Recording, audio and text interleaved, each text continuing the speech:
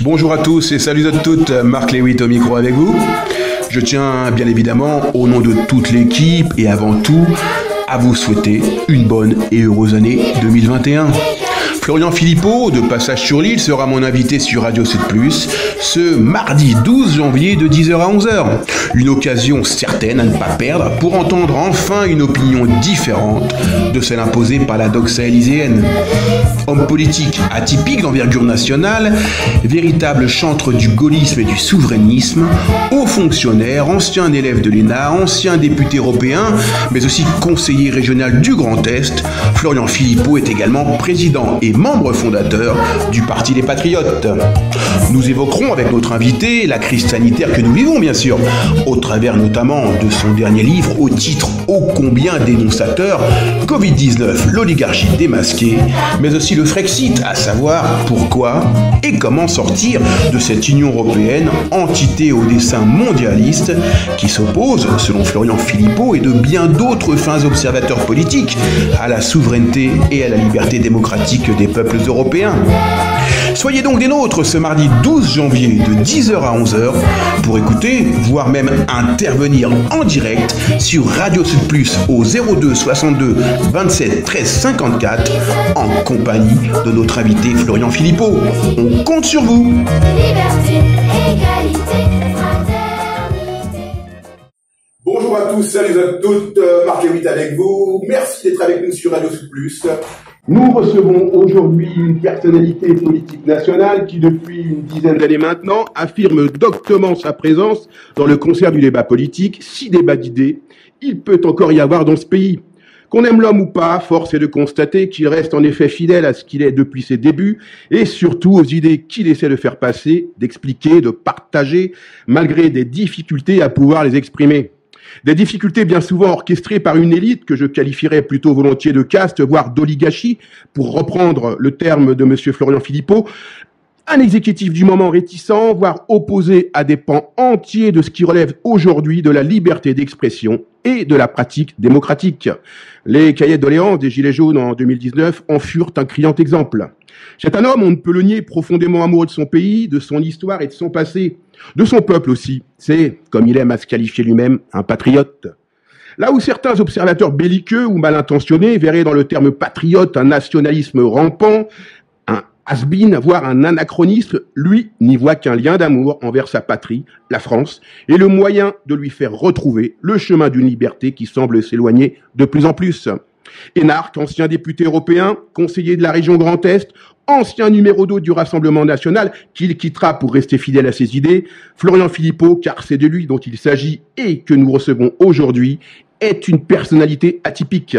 Un homme qui s'inscrit résolument dans une opposition radicale contre l'exécutif macroniste, qu'il n'hésite pas à dénoncer, voire à braver au sein même des manifestations, et notamment samedi dernier, sous les fenêtres de Olivier Véran, le ministre de la Santé. Très actif sur les réseaux sociaux, on constate qu'il est aussi physiquement sur le pavé. Ah, ça ira, je crois. Essayant de fédérer, motiver et réveiller ceux qui n'ont pas encore compris véritablement la situation catastrophique dans laquelle est plongé le pays tout entier. Florian Philippot, bonjour. Bonjour. Vous êtes de passage à La Réunion pour 3 jours, venu entre autres pour présenter votre dernier livre et rencontrer vos sympathisants avec un programme et un calendrier très serré, nous le savons. Nous tenons avant tout sur Radio Sud Plus à vous remercier d'avoir accepté notre invitation. Je précise également aux auditeurs, quels qu'ils soient, de tout poil, que fidèles à notre souci de liberté d'expression, nos micros sont ouverts à toutes les obédiences politiques. Vous vous en doutez bien, le temps va nous manquer pour pouvoir aborder toutes les questions et points essentiels comme les commerces, car 1 heure, cela passe vite, vous vous en doutez bien.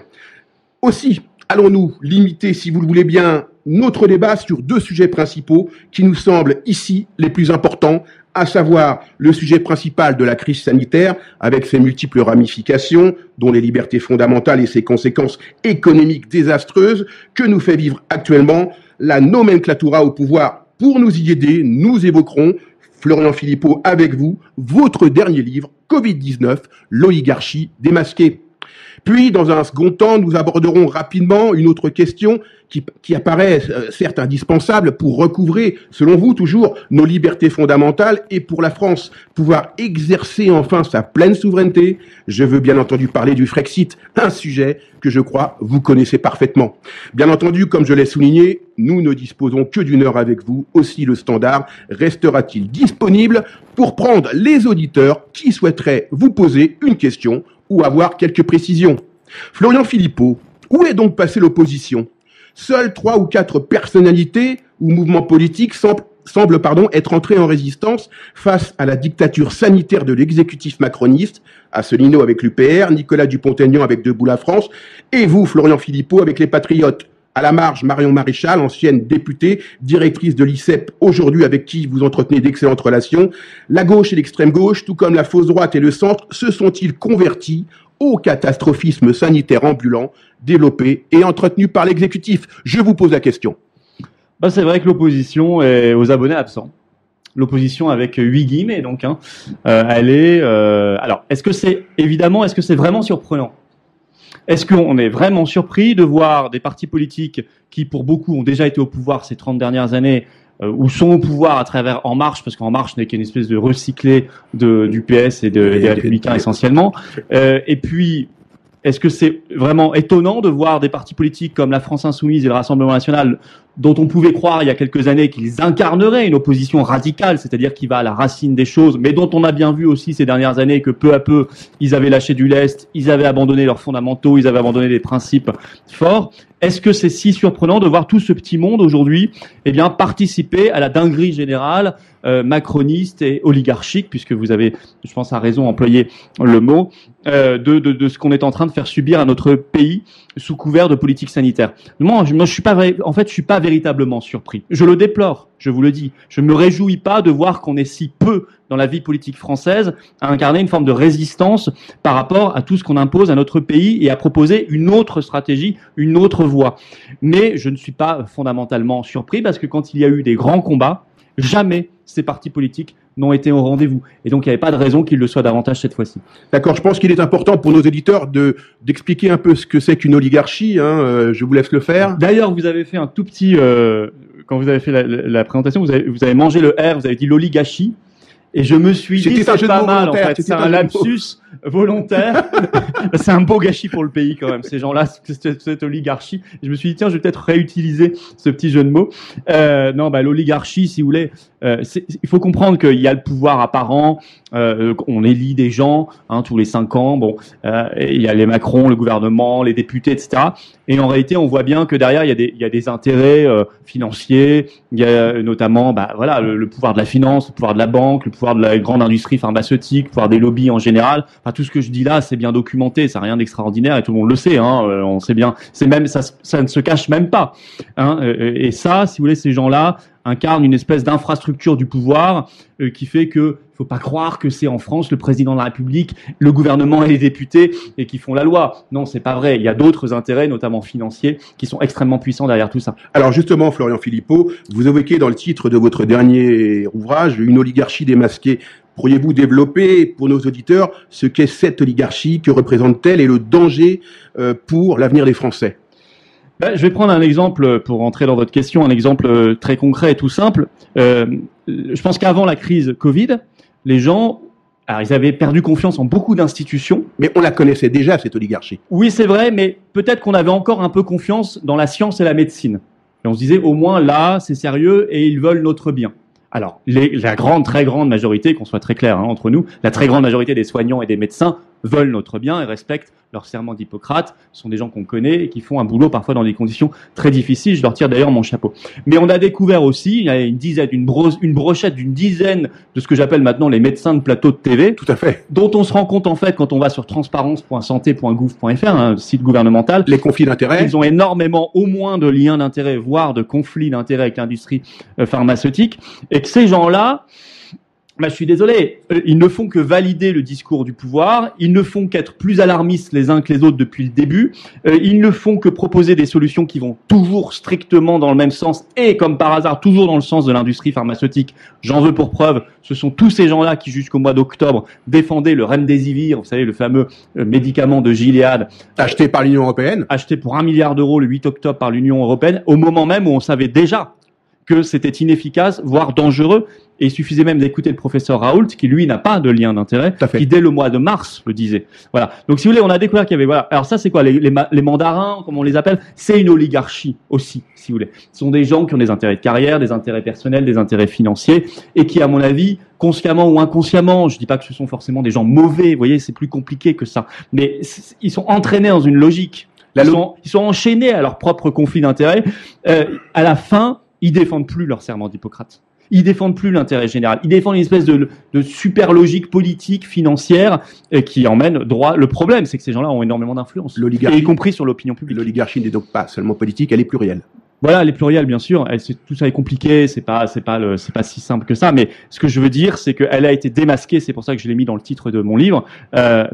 Parce que, pour une fois, elle apparaît sous les lumières des projecteurs et des caméras. Et on sait bien, on a bien, pour celui qui a un tout petit peu d'esprit critique, hein, pour le mouton de base qui comprend rien à rien, je pourrais pas faire grand chose. Hein.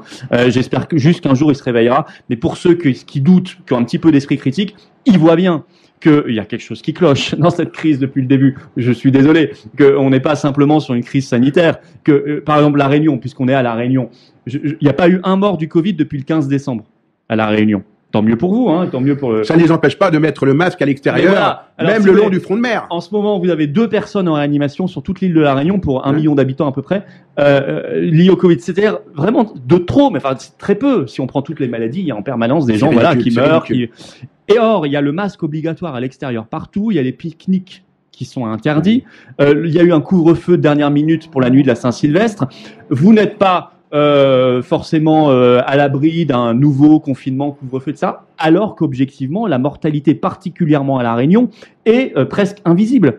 Et donc, si vous voulez, là, on se dit, on n'est pas simplement dans le sanitaire, on est bien évidemment dans bien autre chose. Pour revenir au conflit d'intérêts dont vous parliez, que vous évoquiez il y a quelques minutes, François a fait sa une récemment avec un article retraçant le palmarès des sommes versées par Big Pharma aux professionnels de santé. On s'aperçoit évidemment clairement de la porosité que vous soulignez, des liens entre certains de ces professionnels, étrangement conseillers spéciaux du gouvernement, et l'industrie pharmaceutique. Quid du système de déclaration des conflits d'intérêts obligatoires qui avait été créé par le professeur Perron avant toute prise de décision ou débat, si besoin était? 2 ou 3 exemples. Professeur François Raffi, le même qui a, il y a quelques heures, avoué avoir été l'auteur donc des appels malveillants envers le professeur Raoult, a touché 541 000 euros, c'est pas rien, hein, des laboratoires pharmaceutiques. Le professeur Jacques Reynès, 292 000. La célèbre désormais et titulaire de la Légion d'honneur, Karine Lacombe, a touché 212 000. Donc ça, effectivement, ça corrobore un petit peu ce que vous dites. Mais cette pandémie planifiée et programmée ne vise-t-elle pas également à ce que beaucoup appellent l'avènement du grand reset, une remise à zéro des compteurs pour masquer une énorme crise financière qui arriverait derrière par la faute justement de ces banquiers, de cette oligarchie bancaire qui ne vise que les profits, même abusifs, voire criminels, au détriment d'une certaine justice sociale, pour ainsi, dirions-nous, garder le pouvoir, créant par là même, à l'instar du régime chinois, une dictature, un nouvel ordre mondial. La question est vaste. Oui, elle est très très très vaste. Alors je ne sais pas s'il y a quelque chose de planifié, d'organisé là-dedans, si vous voulez. Il y a une pandémie, il y a une maladie. Elle est là, la maladie. Hein. Il y a une maladie qui n'a pas non plus, si vous voulez. A-t-elle l'importance qu'on lui donne? Le problème, il est là. Le problème, c'est que depuis le début, on a l'impression qu'on parle de la peste noire. Tout à fait. C'est ça qui est dérangeant. Je vous rappelle qu'en termes de cancer et en termes de mort du tabac, c'est 2 à 3 fois plus. Oui, bien sûr. Le cancer, oui, bien sûr, au moins 2 fois plus, voire 3 fois plus. Au minimum, oui. Mais vous avez, si vous voulez, on a maintenant le recul pour savoir que le taux de mortalité est d'à peu près de 0,05% au niveau mondial. Donc alors c'est toujours des morts de trop. Alors après, ce qui se passe, c'est que vous avez sur cette crise sanitaire, sur cette pandémie, vous avez une manière de la gérer qui sort de plus en plus du champ sanitaire. C'est-à-dire qu'à partir du moment où, au lieu d'être dans le réflexe de base de la médecine, qui est celui de la prévention et du traitement, parce que c'est ça normalement la médecine. On est dans le politique. Prévention, on essaie de renforcer le système immunitaire pour que les gens soient prêts à affronter une épidémie, et traitement, on cherche des médicaments et on traite les gens, on soigne les gens comme on peut. Voilà, c'est ce qu'ont voulu faire Raoult et d'autres. Et on voit bien un discours qui n'est jamais repris par le gouvernement, qui ne parle plus jamais, si ce n'est jamais, de prévention et de traitement. On a en fait comme seule stratégie des restrictions de liberté.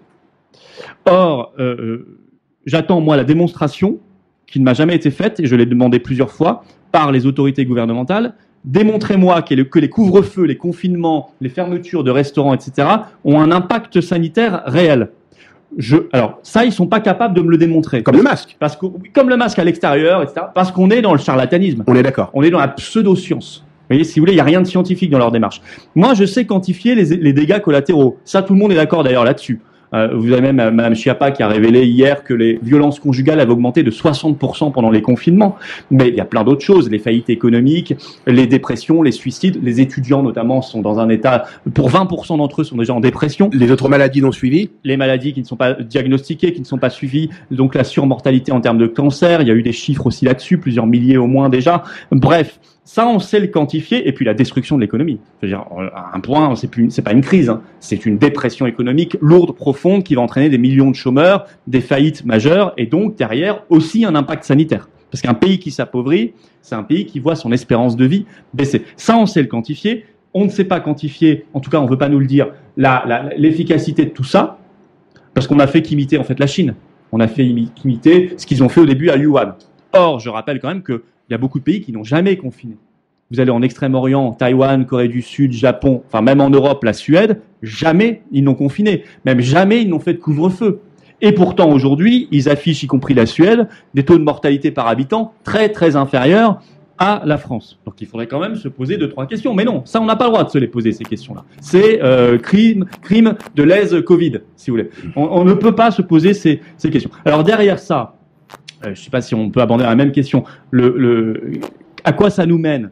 À quoi ça nous mène ? Ça nous mène à un monde, le monde d'après, qui est un monde affreux. Horrible. Mais c'est un monde inhumain. On est d'accord. Parce que si vous voulez, si c'est un monde dans lequel on va se retrouver dès qu'il y aura un gros rhume ou une grippe ou je ne sais quoi, ou un nouveau Covid, avec le masque obligatoire à l'extérieur, y compris pour les enfants dès 6 ans à l'école, avec régulièrement on va faire du stop and go, c'est-à-dire qu'on ferme les commerces, on ferme les restaurants pendant 3 mois, on les réouvre, en tout cas ceux qui n'auront pas fait faillite, on se met en confinement pendant 1 mois, hein, tous les ans on aura des confinements, comme ça on restera chez soi, on aura des couvre-feux, on aura des amendes pour ceux qui bravent les couvre-feux, donc un État qui va devoir, de fait, être de plus en plus policier pour faire appliquer tout ça. L'interdiction des fêtes. En fait, tous les lieux de socialisation sont fermés, vous remarquerez. Tout à fait. Tous les lieux sympathiques de socialisation humaine, les restaurants, les bars, les cafés, les salles de sport, les cinémas, les festivals, etc., sont fermés. Donc c'est un monde profondément inhumain, dans lequel quand même il n'y a pas que des perdants. C'est pour ça qu'on parle parfois de grande réinitialisation, de grand reset. Il n'y a pas que des perdants. On est d'accord. En ce moment, les GAFAM se gavent, si vous voulez. Les GAFAM, parce qu'elles remplacent, par exemple, elles ont remplacé les commerces pour la livraison, ou les restaurants pour la livraison. Les grandes enseignes de restauration rapide. Elles nous fournissent notre divertissement parce qu'on est beaucoup chez nous, donc on regarde tous les Netflix, etc. Et puis tout le reste. Donc si vous voulez, il y a des gagnants là-dedans. Et l'idée, et d'ailleurs on le voit dans les cours boursiers, ils sont florissants. Les gagnants, c'est les Bezos. Donc en fait, l'économie réelle, les indépendants sont détruits, saccagés, martyrisés par cette crise. Et de l'autre côté, l'économie financière, l'économie virtuelle, l'économie des très très gros globaux, transnationaux, eux, se gavent et sont hyper gagnants. C'est ça, si vous voulez, une des composantes de ce grand reset. Justement, cette oligarchie dont vous parlez, manipulatrice, qui est le peuple et qui, on le voit très rapidement, va faire disparaître, comme aux États-Unis, c'est ce qui se passe, les classes moyennes, les travailleurs indépendants dont vous parliez, tous ceux qui peuvent se passer économiquement de l'État. Comment expliquez-vous quand même cette puissance de quelques centaines d'individus contre des milliards? Est-ce seulement le pouvoir de l'argent? C'est déjà beaucoup le pouvoir de l'argent, parce que là on parle pas des riches, on parle des gens qui sont scandaleusement richissimes. Ce sont des gens qui cumulent parfois des centaines de milliards de dollars, des centaines de milliards d'euros sur leur propre nom. Donc là on est dans une disproportion je sais plus, il y a quelques dizaines de personnes dans le monde qui possèdent la moitié quasiment de la richesse du monde. Là, on arrive à un tel niveau d'injustice et de concentration du pouvoir que ça crée évidemment des troubles mondiaux. Le patron d'Amazon pourrait éradiquer la faim dans le monde. Oui, bon, très certainement, peut-être même 10 fois. Mais ça, là, il y a un problème. Là, il y a un énorme problème. On peut pas accepter ça et ça n'est pas tenable du point de vue de l'humanité, une telle disproportion dans la répartition des richesses. Bon, après, ils se sont créés, si vous voulez, des réseaux, et puis aujourd'hui, il y a la technologie, notamment le numérique. Alors, le numérique, c'est formidable. On a tous Internet, on a tous nos téléphones connectés, etc. Il y a des choses très bien là-dedans. Ça nous facilite la vie aussi. Le GPS, les machins. Mais d'un autre côté, et moi, les réseaux sociaux me permettent de diffuser mes idées, donc je vais pas cracher, si vous voulez, c'est toujours plus compliqué que ça. Je vais pas cracher là-dessus. Mais d'un autre côté, il faut savoir qu'ils l'ont aussi à disposition, mais c'est eux qui contrôlent les flux. Alors justement, c'est pas moi qui, si vous voulez, moi, si vous demain, ils veulent vous fermer votre boîte mail parce que justement, ou vos comptes de réseaux sociaux et ça, ils peuvent le faire. La preuve, ils viennent de le faire. Justement, et ça, c'est problématique. Justement, Florian Phéripeau, on va un petit peu appuyer sur cette question, sur cette problématique dont vous parlez. On le voit, tout va de plus en plus vite, comme vous dites, tout s'accélère pour empêcher la liberté d'expression et donc l'expression la plus élémentaire de la démocratie. On est d'accord? Au niveau des institutions, la loi sécurité globale notamment, mais aussi au niveau des GAFAM dont vous parlez, entreprises donc monopolistiques, complices des gouvernements, qui restreignent, voire suppriment carrément les comptes des utilisateurs. Ce sont les gouvernements qui sont complices des GAFAM. Absolument. Par exemple, en dernier en date, le réseau Parler, qui a été suspendu par la plateforme du milliardaire Bezos, son propriétaire. Comment, selon vous, s'adapter rapidement à ces véritables frappes des ennemis de la liberté? D'abord, petite remarque incidente, je vois des personnalités de la majorité En Marche, voire des républicains, etc., s'offusquer de ce que le compte de Donald Trump ait été supprimé sur Twitter, et puis sur tous les réseaux d'ailleurs, et puis des milliers de ses supporters ont vu leur compte également disparaître. Ce sont les mêmes qui soutiennent en France la loi Avia. Tout à fait. Et le retour de la loi Avia via l'Union européenne, puisque c'est ce qui est en train de se passer. Donc là, on est dans une hypocrisie la plus totale. Deuxièmement, pour répondre à votre question, il est urgent qu'on se crée notre propre écosystème numérique, indépendant. C'est là où je voulais en venir. Indépendant, mais à tout niveau. Après, moi, je suis pas un spécialiste informatique ni numérique, mais si j'ai bien compris, parce qu'on commence tous à se renseigner sur tout ça, si Parler a disparu, c'est que Parler avait ses serveurs chez Amazon. D'accord, exactement. Et donc Amazon a débranché. Donc il faut avoir ses propres serveurs, il faut avoir ses propres infrastructures, il faut avoir ses propres programmateurs, ses propres modérateurs, etc., etc. Et là, à partir du moment où vous êtes sûr de A à Z, d'être totalement indépendant et déconnecté des GAFAM, alors vous avez une chance de survivre et de vous développer. Je pense qu'il y a un public pour ça. Parce que les gens actuellement, oui. Bien sûr, les gens sont scandalisés par cette vague de purge et de censure qui est... j'ai vu que même Madame Merkel s'était émue de la censure de Trump, ce qui prouve à mon avis que ces GAFAM commencent à aller trop loin. Vous voyez, démasquer. Quand vous vous démasquez, vous apparaissez au grand jour, et là, vous prenez un risque. Et là, je pense qu'ils sont en train de faire des bêtises, de faire des fautes stratégiques, et qu'ils vont trop loin. Alors, j'ai vu que ça leur coûtait cher, puisque Twitter, hier, a perdu 5 milliards d'euros en bourse, tant mieux, mais ça va même un peu trop loin, parce que, résultat, maintenant, ils se font même critiquer par leurs alliés, style Angela Merkel, etc. Je pense qu'ils sont dans une omnipuissance, omnipotence, et ce sentiment d'omnipotence les amène à faire des bêtises. Tant mieux pour nous. Facebook a supprimé 4,5 millions de comptes oui, mais ils sont en train de se tirer une balle. Vous savez, ils sont en train de se tirer une balle dans le pied, en fait. Tout à fait. Et on s'aperçoit effectivement sur les réseaux sociaux, moi le premier, puisque je migre à la fin du mois sur un autre réseau, je quitte Facebook, j'ai prévenu mes followers, on s'aperçoit que les gens... vous en laisse le temps. C'est exactement ce que des gens m'ont dit également. Pas être pessimiste, mais... Si vous en laisse le temps, vous dites la même chose, exactement. Donc effectivement, c'est en train de se faire, c'est en train de se jouer, et on s'aperçoit que des réseaux comme VK, par exemple, commencent à avoir beaucoup plus de monde qu'avant. Ça commence à discuter, et je pense que c'est un bienfait pour tout le monde. Mon autre question, la complicité. Ne pensez-vous pas que la complicité, la collusion des médias, il faut bien le dire, d'une majorité affligeante de journalistes, même à La Réunion, qui ne fait pas exception, ne nous informe-t-elle pas de l'urgente nécessité de revenir sur ces lois votées dans les années précédentes concernant les subventions des médias et de la presse? Dernièrement, on le constate, le gouvernement, avec M. Macron, a mis plus de 2 milliards à disposition des médias dans le cadre du coronavirus. Est-ce que le financement des médias, c'est une bonne chose pour vous? Non, moi je pense que alors il y a le service public, bon ça, bon, il y a des subventions de fait parce que ça appartient à l'État, et il y a à côté les entreprises privées. Ce sont surtout les entreprises privées que je vise. Moi je pense qu'on devrait mettre ces entreprises privées sous le régime normal de toutes les entreprises privées, c'est-à-dire qu'elles doivent vivre de leur activité. De leur vente. Ce qui ne veut pas dire que, alors une entreprise privée, quand elle est en grande difficulté, elle peut aussi parfois se tourner vers une collectivité locale ou vers l'État pour avoir un soutien à un moment. Je l'interdis pas totalement à une entreprise privée médiatique, il n'y a pas de raison non plus. Mais je pense que, par contre, elles n'ont pas de raison d'être en permanence sous respirateur artificiel parce que la plupart de ces titres de presse, en fait, n'ont plus de lecteurs. Donc en fait, on les maintient comme objet artificiellement en vie, alors qu'il n'y a pas de public. Il n'y a plus de public. Bon bah s'il n'y a plus de public, c'est qu'il n'y a plus de demande. Donc c'est tout. Il ne faut pas en faire une maladie. Ça va en permanence. Normalement, le paysage médiatique, il devrait se renouveler en fonction de l'évolution de la société française, et il devrait donc incarner une pluralité d'opinions. Moi, je suis pour que nos idées soient bien mieux représentées dans les grands médias, ce qui n'est absolument pas le cas aujourd'hui, mais je suis pas pour qu'on censure les idées des macronistes, etc. Moi, je suis également tout à fait disposé à ce qu'ils puissent avoir un large accès aux médias. Donc, vous savez, moi, je suis pour une vraie liberté d'expression. Un large accès, un accès équivalent aux autres. Alors que nos adversaires, la plupart du temps, ils sont pour la liberté d'expression à condition qu'on dise la même chose qu'eux. Donc ça, c'était un véritable problème. Donc oui, évidemment, mais il n'y a pas que les problèmes de subvention, il y a le problème aussi de qui possède les médias. En France, c'est 9 milliardaires qui possèdent 95% des médias, c'est un problème, mais c'est pas non plus le seul problème parce qu'on voit que quand c'est l'État qui pilote, c'est pas mieux en termes de diversité d'opinion. Donc c'est pas que le problème des milliardaires, etc. Et même quand certains médias appartiennent à leurs journalistes, parfois c'est pas mieux non plus, parce que les journalistes sont tellement, ces journalistes-là en tout cas, sont tellement calibrés idéologiquement qu'ils reproduisent ce qu'on voit déjà ailleurs. Donc il y a aussi le problème de la sélection et de la formation des journalistes à la base. Il faudrait une sélection qui incarne une diversité idéologique beaucoup plus forte, que ce soit pas un moule. Or, aujourd'hui, c'est un moule. C'est complètement un moule, effectivement. Ben oui. Un troisième confinement semble inéluctable, voire d'actualité en France. Certaines langues bien informées estiment que ce gouvernement n'en restera pas là et que ces confinements ne s'arrêteront pas ne s'arrêteront plus, pour imposer un état d'urgence permanent et empêcher tout soulèvement populaire.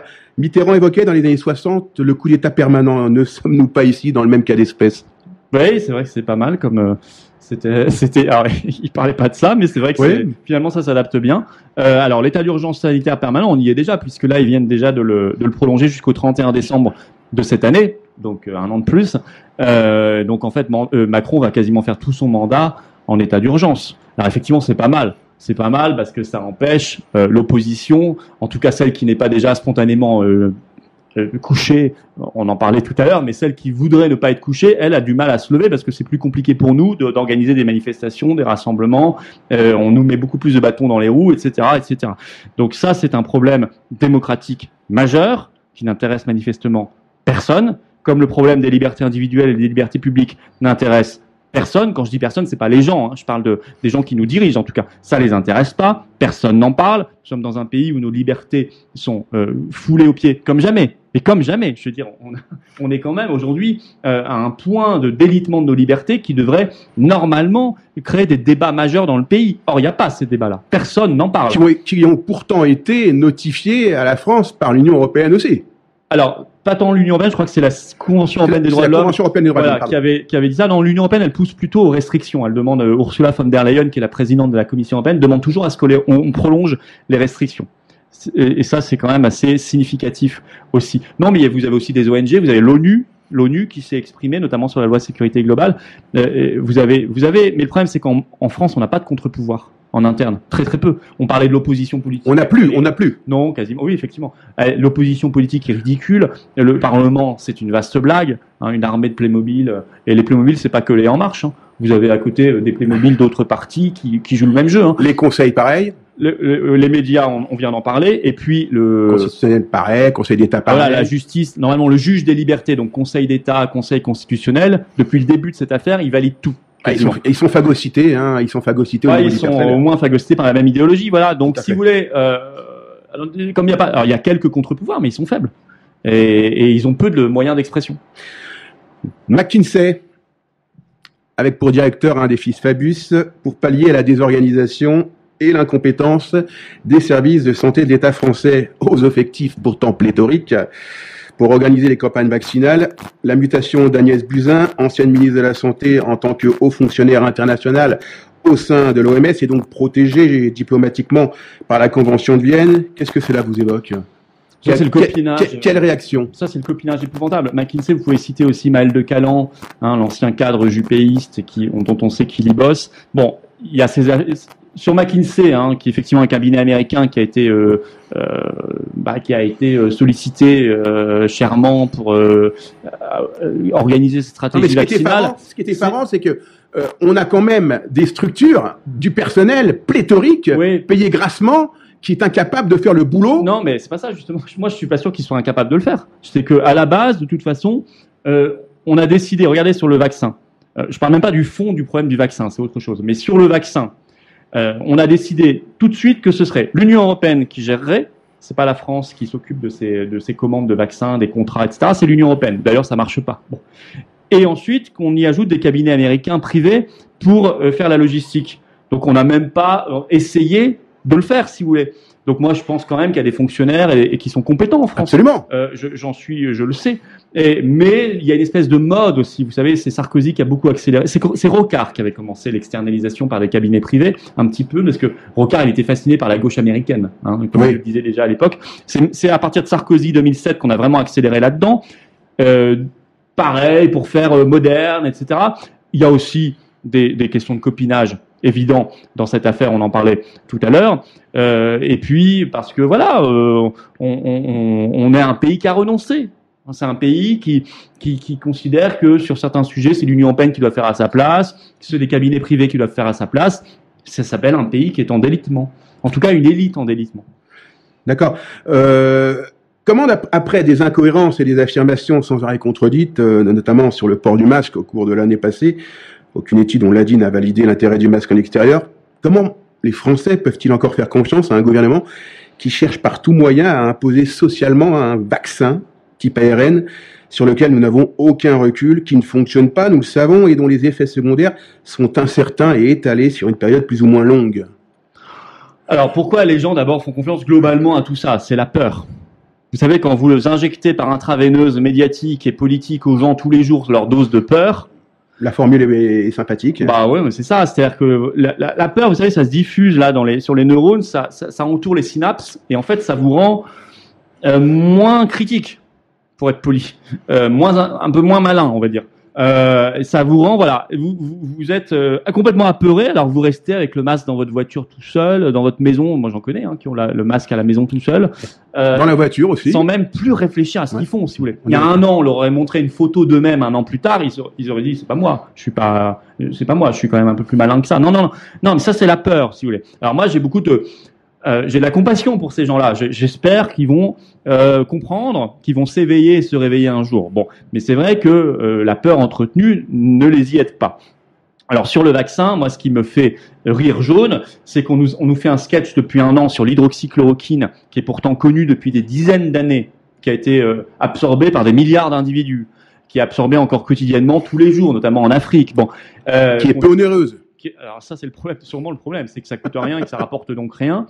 C'est génériqué depuis très longtemps. On nous a dit c'est très dangereux, attention. Il y a même eu une fausse étude du Lancet qui a été rétractée ensuite pour nous expliquer que c'était très mortel, etc. Et à côté, vous avez une nouvelle technologie de vaccin par ARN messager qui avait déjà été un petit peu essayée dans le cadre d'Ebola, mais jamais à large échelle sur l'homme, qui arrive. Et là, on est prié de dire que on doit faire confiance, que tout va bien, etc. Or, si vous regardez exactement les études, les essais qui ont été faits par les fabricants sur ces vaccins, ce qui est certain à 100%, c'est pas de la fake news que je dis, c'est certain, c'est écrit dans leur notice, ça n'a pas été testé sur les plus de 75 ans, ça n'a pas été testé sur les moins de 16 ans, et c'est le Vidal, qui est le dictionnaire médical, les gens pourront les vérifier en ligne, la Bible, qui fait autorité en France, je suis désolé, tous les médecins l'ont, qui dit, c'est écrit là, que sur ce vaccin Pfizer-BioNTech, on n'a pas de preuve de l'effet sur les formes graves du Covid, ce qui est quand même dommage, parce que c'est celle-là qu'on vise, ni sur la non-transmission une fois qu'on est vacciné, ni sur la toxicité à long terme. Je cite le Vidal. Vous voyez, c'est pas Florian Philippot. Je cite des autorités scientifiques et médicales. Donc moi, je suis désolé. Si les gens veulent se faire vacciner, moi, je suis pas contre. Je suis pour une vraie liberté. Une vraie liberté vaccinale. Pas la fausse. pas le passeport sanitaire qu'on va nous imposer, qui fait que on aura une liberté apparente, mais en réalité, si vous n'êtes pas vacciné, vous n'aurez pas le droit d'aller au restaurant, au cinéma, d'avoir un travail ou même de sortir de chez vous. Et à côté du vaccin et des confinements, j'aimerais sortir de ce duo infernal pour aller vers un autre duo vertueux qui est prévention-traitement. Et ça, c'est tabou. Qu'on a largement oublié. Et j'ai d'ailleurs lancé hier avec les Patriotes une pétition qui est sur le site des Patriotes, les gens pourront la retrouver facilement, qui s'adresse à Véran et Macron en disant « Intéressez-vous enfin à la prévention et au traitement parce qu'il y a plein de choses intéressantes publiées sur le sujet. » Je rappelle que vous êtes sur Radio Sud Plus avec Florian Philippot, notre invité. Une petite page de publicité avant de passer au second sujet qui traitera du Frexit. Bonjour, vous êtes bien sur Radio Sud Plus en compagnie de notre invité Florian Philippot, que nous remercions d'être dans les studios. Nous allons aborder maintenant, Florian Philippot, le thème du Frexit, un sujet que vous connaissez parfaitement. Un petit rappel historique peut-être pour nos auditeurs. Le traité de Lisbonne, qui encadre actuellement le fonctionnement de l'Union européenne, a été adopté en 2009 par le Parlement français. Il fait fi, selon certains, dont vous d'ailleurs, Florian Philippot, du rejet en 2005 par le peuple français à 54,68% des suffrages exprimés du traité établissant une constitution pour l'Europe, le fameux TECE. Florian Philippot, les spécialistes économistes europhiles de tout poil avaient prévu l'effondrement de l'économie britannique en cas de Brexit. On s'aperçoit que c'est tout le contraire et que cette dernière se voit même autoriser l'accès au marché européen avec moins de taxes qu'auparavant, alors qu'elle était dans l'Union européenne. Florian Philippot, votre analyse. On nous parle aujourd'hui maintenant de conséquences qui vont s'inscrire dans la durée. Est-ce pour nous leurrer ? Oui, à savoir, comme en fait les prévisions apocalyptiques ne se sont évidemment pas produites, bien au contraire. J'ai vu effectivement cet article du Monde, je pense que vous faites référence à ça, tout à fait, qui a dit les effets néfastes du Brexit pour le Royaume-Uni vont se manifester dans les 10 ans qui viennent. Comme ça va être... Ça mange pas de pain. Voilà, ça mange pas de pain. Comme ça, on aura oublié cet article dans 10 ans quand ce sera évidemment faux.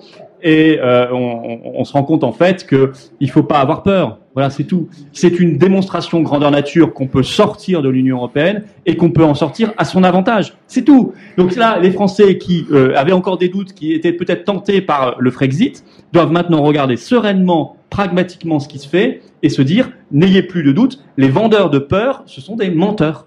Ce sont des menteurs, ce sont des gens qui ne veulent pas que vous soyez libres. C'est tout. Ce sont d'ailleurs la plupart du temps les mêmes que les covidistes.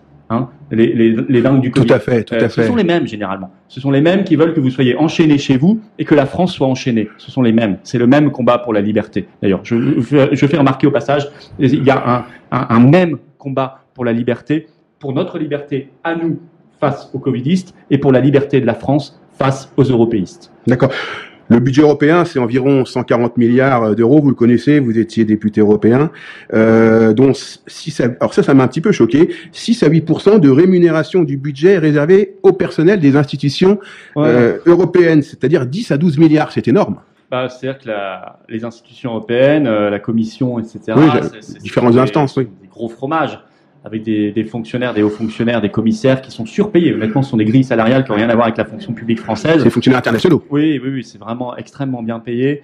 Et ce sont des administrations qui, en fait, sont là pour diriger les États, pour contrôler, pour punir, pour surveiller. C'est en plus une espèce de truc épouvantable. C'est l'Europe à la schlag, si vous voulez, en plus. Donc ça nous coûte cher, ça nous punit, ça nous tire vers le bas.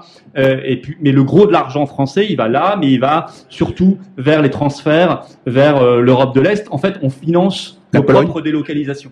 Alors justement, le départ de l'Angleterre de l'Union européenne, c'est une contribution française qui augmente, voire qui va exploser. Bien sûr. En 2018, pour vous donner quelques chiffres, on est obligé de passer par là, sur 22,2 milliards, de contributions payées à l'Union européenne, la France, éternelle perdante du marché, n'en a retiré que 14,8, soit moins 35%. Ouais. La contribution provisionnée, tenez-vous bien, par le Parlement en 2020 est passée à 27 milliards d'euros. Il est donc faux de dire que l'Union européenne finance tel ou tel projet sur ses fonds. Bien au contraire, tous travaux ou subventions octroyés par l'institution coûtent aux contribuables français 35% plus cher. Un avantage donc clair à quitter cette Union européenne. Oui, bien sûr, vous avez très bien fait de rappeler ces chiffres, parce que la contribution française au budget européen, c'est peut-être un peu technique, mais ça ne l'est pas tant que ça, c'est facile à comprendre. Chaque année, la France verse de l'argent au pot commun européen, et de ce pot commun, il y a une partie qui nous revient. Mais la partie qui nous revient, pour tout, la PAC, ce que vous voyez sur les ronds-points quand on met l'Europe à financer, ou sur les lycées ou je ne sais quoi, mais tout. Ça, tout compris, ça représente 13 milliards. Mais ce que donne la France, maintenant, c'est 27 milliards. Alors, c'est pas besoin d'avoir fait Polytechnique pour savoir faire. 27 moins 13, ça fait 14.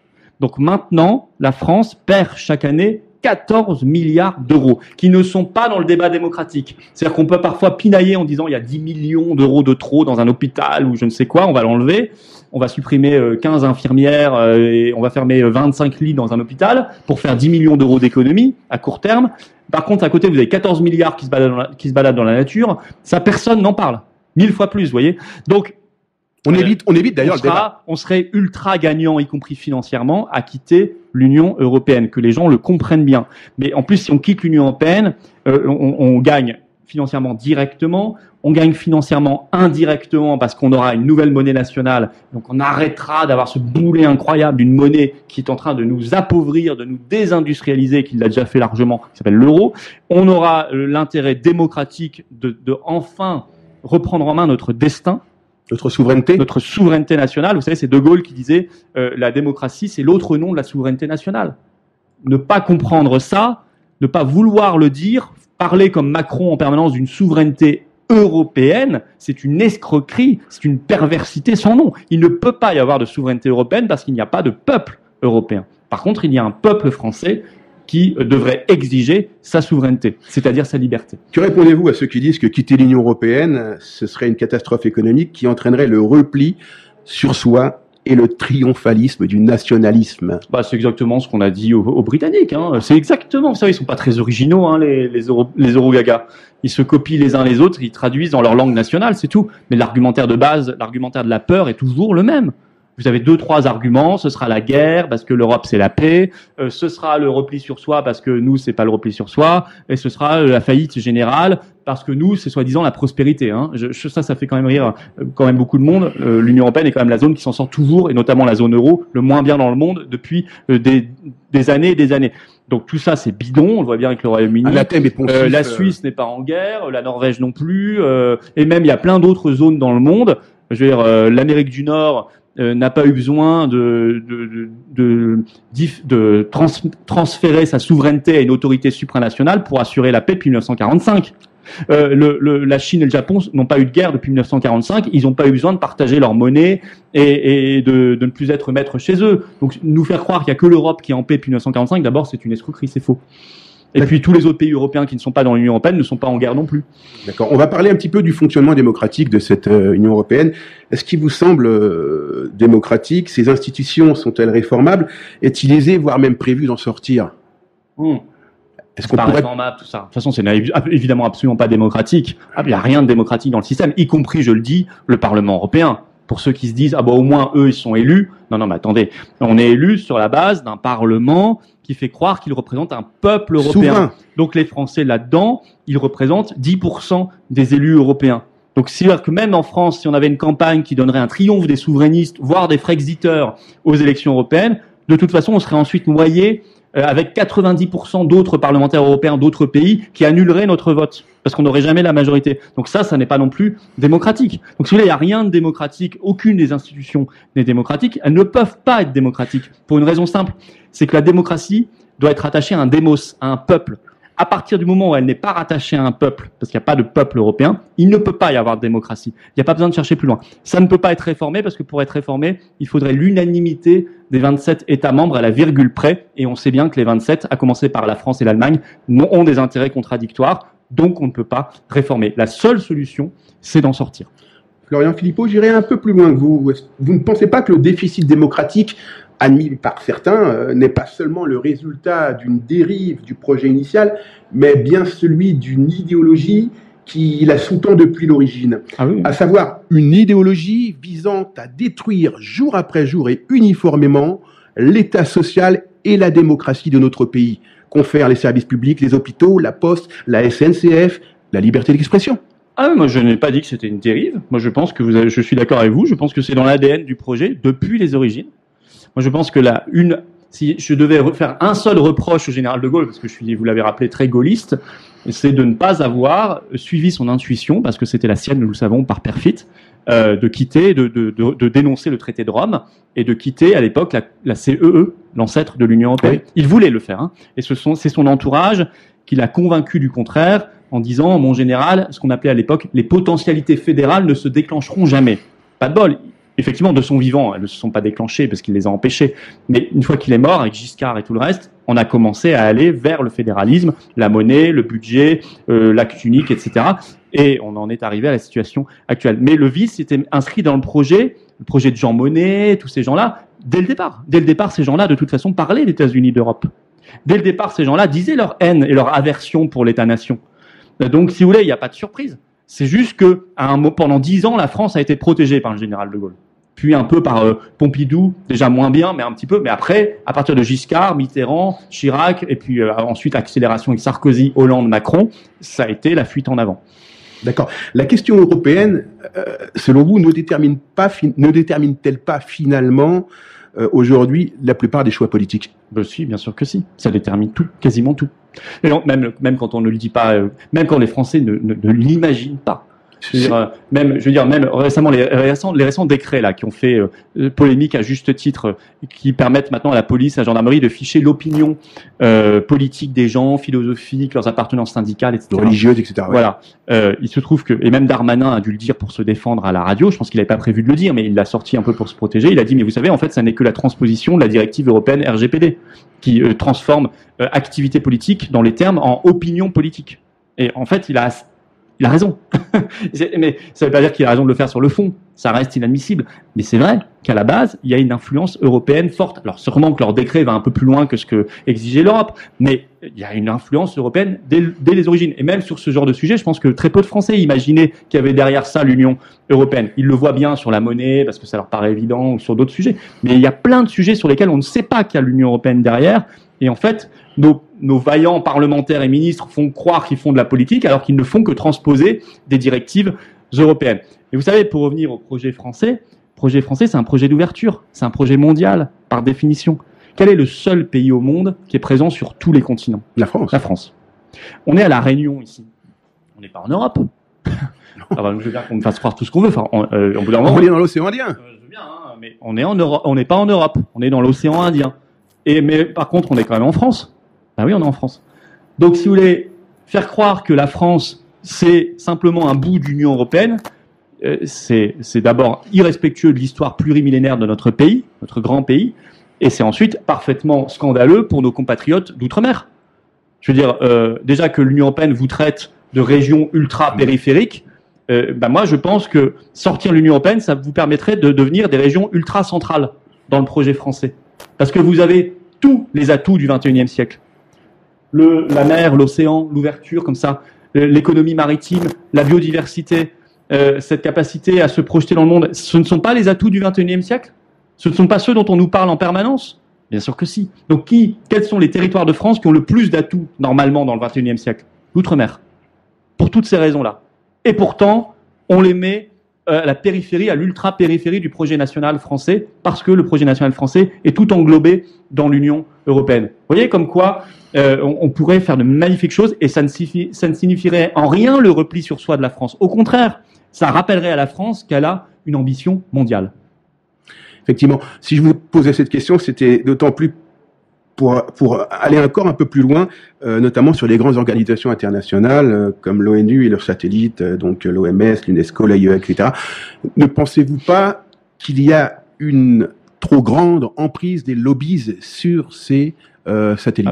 Moi, j'ai dit dans mon livre que vous avez cité, je donne un programme de salut public à la fin du livre, et je dis suspension au moins le temps de réformer, puis peut-être on va quitter définitivement si on voit que ça ne se réforme pas, de la participation française à l'OMS, qui est un des satellites de l'ONU que vous citez, l'Organisation mondiale de la santé, parce que l'OMS, jusqu'aux années 70, elle est financée à 80% par les États. Aujourd'hui, c'est inversé, c'est Bill Gates. C'est 80% par l'industrie pharmaceutique, les ONG, etc., dont effectivement le plus gros contributeur privé, c'est la fondation Bill et Melinda Gates, 10% du budget total de l'OMS, c'est considérable. Donc moi, si vous voulez, Gates, moi j'ai rien contre lui, il est bon dans les logiciels, il a fait Microsoft, etc. Très bien, mais en quoi ça lui donne une compétence pour parler de santé publique? C'est pas parce qu'il est riche qu'il a une compétence, vous voyez? Nous sommes d'accord. Or, elle est présumée formidable parce qu'il est riche. Bah, c'est du racisme social. Parce qu'il finance, surtout. Oui, parce qu'il est riche. Bah, s'il finance, c'est qu'il est riche. Le fait d'être maître chez soi... Pas riche, il est ultra riche. Ultra riche. Ouais. Le fait d'être encore maître chez soi, Florian Philippot, et d'avoir pleinement sa souveraineté commerciale, notamment, ne permet-il pas justement de pouvoir lutter contre les injustices morales que vous dénoncez, de pouvoir, par exemple, sévir ou bannir des importations issues, par exemple, du travail des enfants, de Pakistan, ou forcer, je pense, aux Ouïghours musulmans de Chine, par exemple. Alors écoutez, vous ne pensez pas si bien dire, parce que je reprends juste mais voilà. Le Royaume-Uni a annoncé qu'il va bannir l'importation de tout bien suspecté d'être lié au travail forcé des Ouïghours en Chine. Ah bah nous y sommes. Voilà, ça c'était annoncé par le Guardian hier. Des amendes pourraient être infligées aux entreprises ne respectant pas leurs engagements. Donc ça c'est le Royaume-Uni. Voilà, il fait ça, ce que je trouve très bien. Au même moment, Parce qu'il est libre de le faire. Oui, j'allais y venir, mais vous avez parfaitement raison de le dire dès maintenant, parce qu'il est libre de le faire. Il vient de faire le Brexit, sinon il ne pourrait pas le faire. À côté de cela, au même moment, l'Union européenne signe un méga accord d'investissement avec la Chine. Et donc, en fait, est pieds et poings liés maintenant, encore plus avec la Chine. Et donc, en fait, fait exactement l'inverse. Donc la France fait exactement l'inverse, puisque la France a transféré sa souveraineté commerciale à l'Union européenne. C'est une compétence même exclusive, disent les traités de l'Union européenne. C'est-à-dire que les États n'ont absolument pas leur mot à dire. Et donc, vous voyez, voilà. Là, ça, c'est une différence concrète, une conséquence concrète de la sortie de l'Union européenne. Éclatante. Quelques jours après. C'est extraordinaire. Donc voilà. Ça, c'est la réalité. Le reste, vous voyez, la propagande des européistes, elle ne tient pas la route par rapport à cette réalité. Florian Philippot, y a-t-il encore en France un esprit gaulois? Oui, je le crois. Nous l'avons vu lors des Gilets jaunes. Au début. Personne ne s'y attendait. Bien malin qui, une semaine, 10 jours peut-être, avant le début des Gilets jaunes, le 17 novembre 2018, pouvait prévoir ce qui allait se passer, avec ce soutien à l'époque de 70% de la population française, et ça a tenu des mois.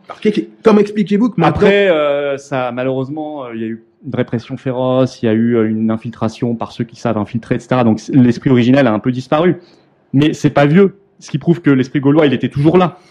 C'est un esprit de rébellion, l'esprit gaulois, c'est un esprit d'esprit critique, c'est un esprit de liberté, l'esprit gaulois. Oui, mais la peur et la sanction ont eu raison de cet esprit gaulois. Mais pour le mater. Oui. Pour le mater, mais vous savez, l'esprit, l'âme des peuples, vous la matez pas comme ça. Vous pouvez, à un moment, elle peut sembler avoir disparu. Voilà, on peut avoir le sentiment que tout ça est endormi, etc. Mais attention au feu qui couve. Voilà, la braise est là, et elle est allumée, mais on la voit pas.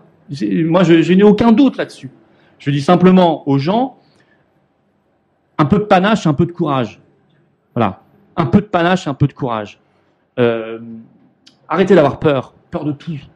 Voilà. Je disais l'autre jour, on est quand même le peuple de Verdun, on est le peuple des grandes libérations de notre histoire, on est le peuple des grandes épopées, des grandes batailles, etc.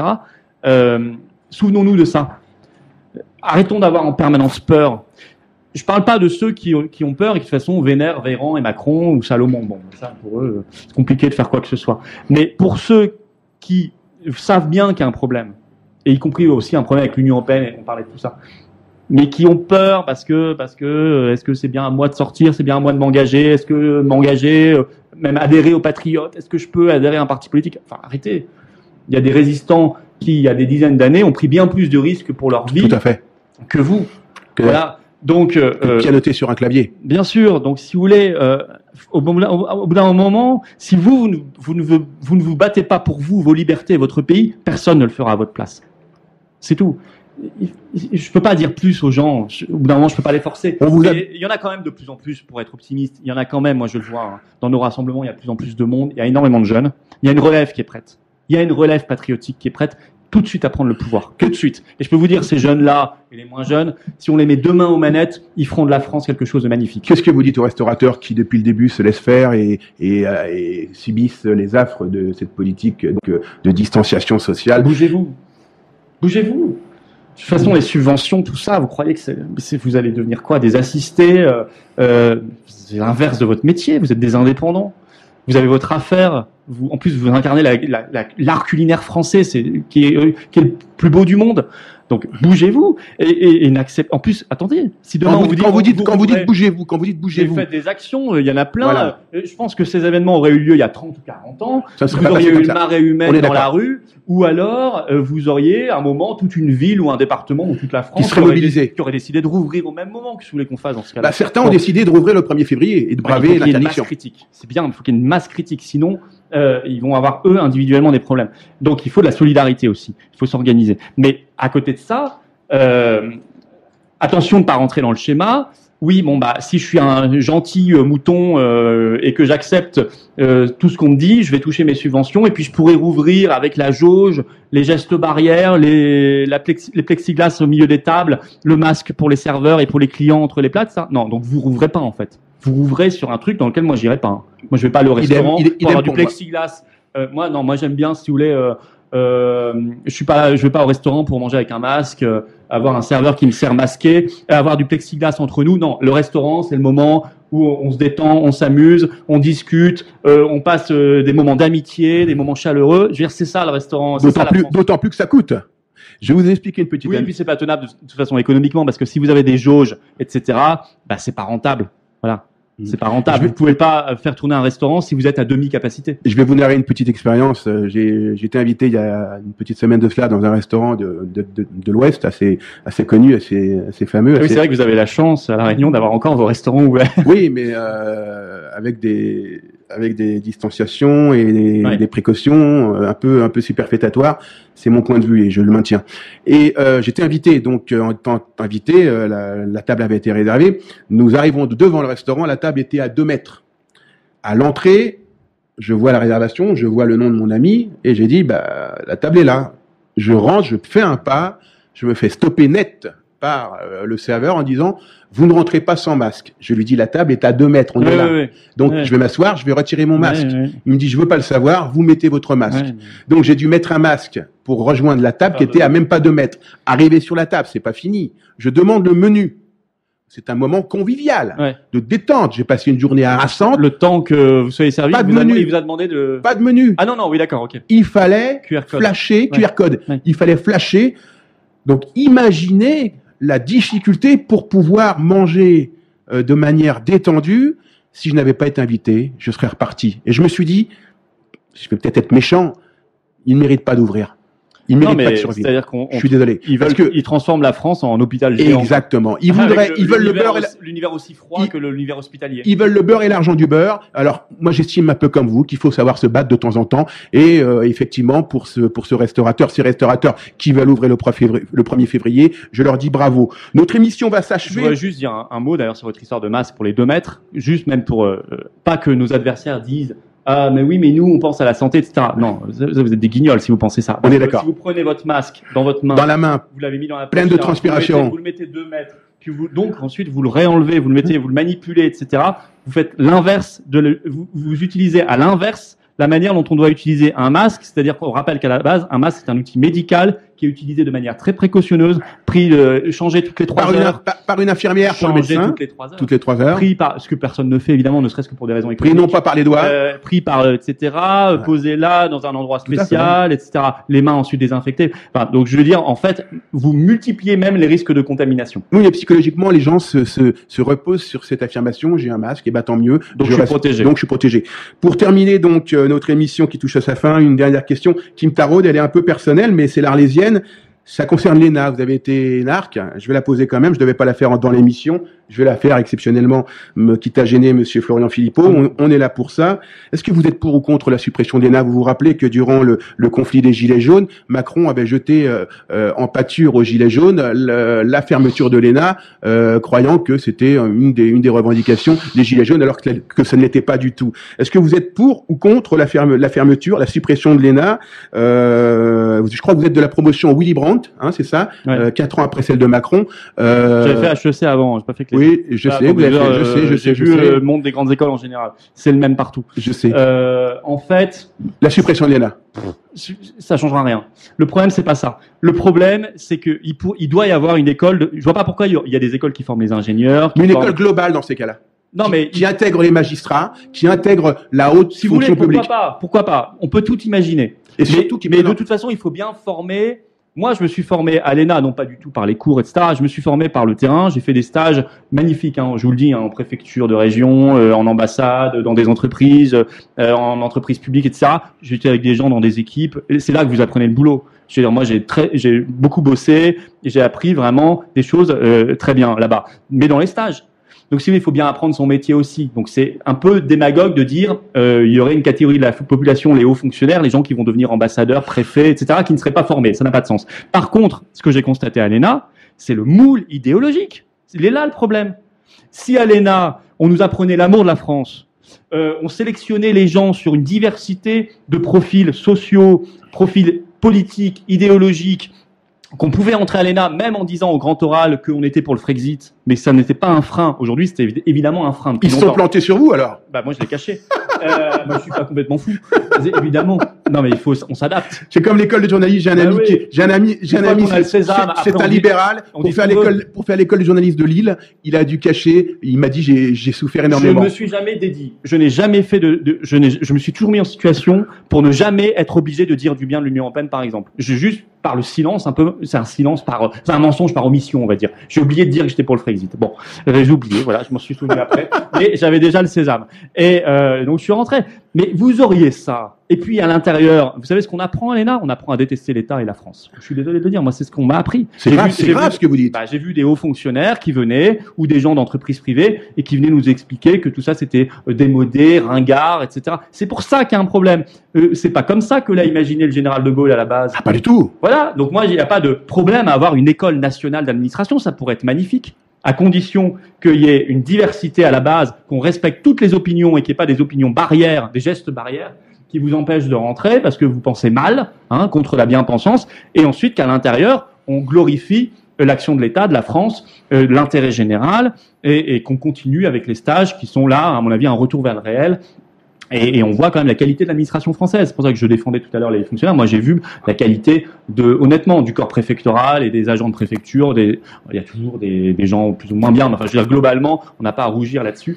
Et j'y ai fait de très belles rencontres professionnelles et amicales. Oui, mais puisque l'ENA est censée administrer et non pas faire de la politique, pourquoi ne pas demander aux fonctionnaires qui se présentent par exemple... D'ailleurs, elle fait très peu de politique. Honnêtement, il y a 0,5% des énarques qui font un jour de la politique dans leur vie. C'est une frange quand même. Oui. Pourquoi pas les seuls, Pourquoi ne pas demander aux fonctionnaires qui se présentent en politique, par exemple, de démissionner de l'administration pour éviter notamment le pantouflage et les conflits d'intérêts décalés avec une élite déconnectée de la population notamment, qui représente cette petite frange, issue bien souvent des grands corps, qu'on retrouve souvent, et c'est là que le bas blesse, à la tête des entreprises privatisées ou dans les cabinets ministériels avec un pantouflage ultra lucratif.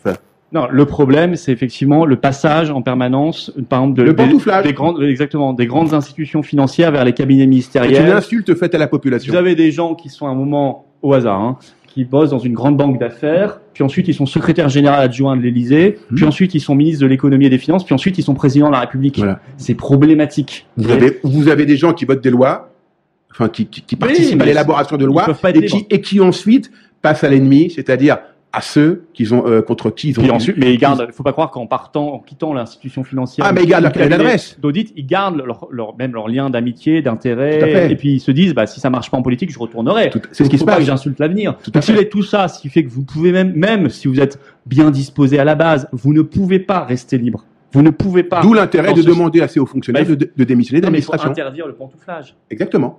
Une fois que vous avez interdit le pantouflage, vous avez réglé le problème. L'un ou l'autre. Florian Philippot, merci d'avoir été des nôtres. Notre émission touche à sa fin sur Radio Sud Plus. Nous remercions encore une fois notre invité. Merci à tous nos auditeurs. Nous vous souhaitons une bonne journée et vous donnons rendez-vous pour une prochaine émission. Ciao. Salut à tous. Salut à toutes.